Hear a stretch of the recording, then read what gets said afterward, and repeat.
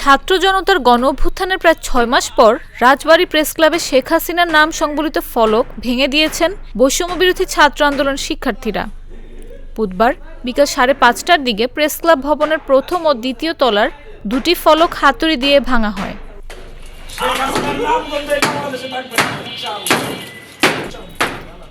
শিক্ষার্থী হাসিবুল ইসলাম শিমুল জানান, ছাত্র জনতার গণঅভ্যুত্থানের পর রাজবাড়ী প্রেস ক্লাব ভবনে শেখ হাসিনার নাম ফলক কালো কালি দিয়ে মুছে দিয়েছিলেন, কিন্তু হঠাৎ তারা দেখতে পান কে বা কারা ওই কালি মুছে ফ্যাসিস্ট শেখ হাসিনার নাম আবার বের করা হয়েছে, যার কারণে আজ সেটি ভাঙা হলো।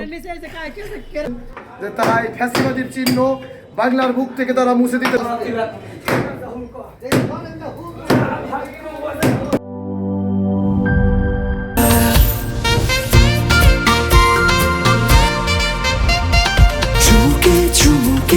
enjoy the life চলো পুরাই খুশি তুলে নিয়ে হাতে cheer up oh oh cheer up oh oh cheer up oh oh cheer চিল হবে রিফ্রেশিং মুডে। চিয়ার আপ, চলো উড়াই খুশি।